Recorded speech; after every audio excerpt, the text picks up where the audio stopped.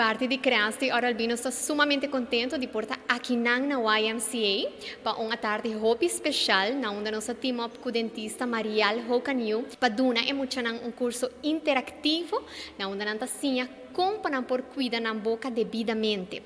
No saco higiene oral é algo sumamente importante e tem impacto grande riba nos overall health e saúde completo de nos corpo e é aqui o que nos quer inculcar em muito desde young.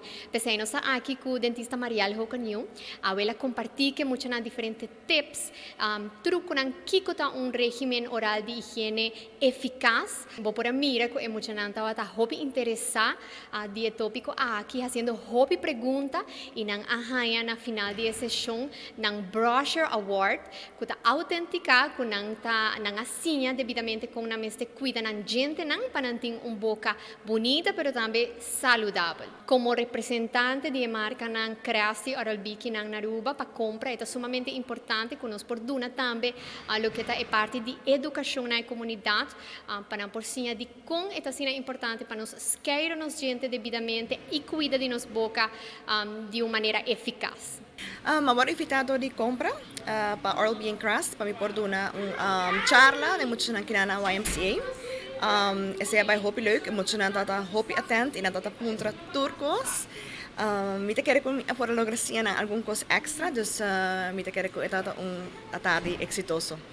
Well, é importante eigenlijk para muito na de chiquito acaba visitar um dentista, so ora por começar chiquito, por guia é ouders dan também e zorg para eles terem menos problema de futuro. Bijvoorbeeld, se muito também com caries e não kan bij dentista, não tem trauma. Dus juist para na bidi chiquito, na começa a acostumbrar e na começa a inculcar goede gewoontes. É muito nada que na hobby bom, me dá de hobby interaction com nós na apunta, na se hobby pergunta e me tem ideia se que basta de nada echt visitar dentista regularmente, então me espera que outro não também começa a ir dentista regularmente.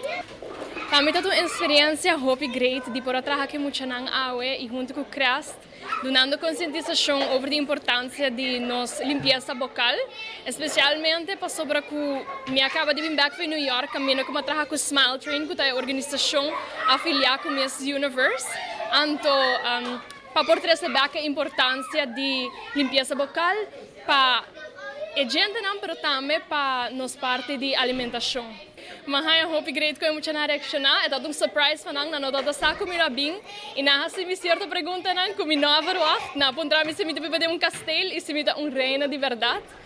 Ito hope great pa walk back pasura mucha nang ta sina inocente e bota que da corda back bo passado e tu sena imita hope great ko mahaya oportunidade aqui para takinang awe.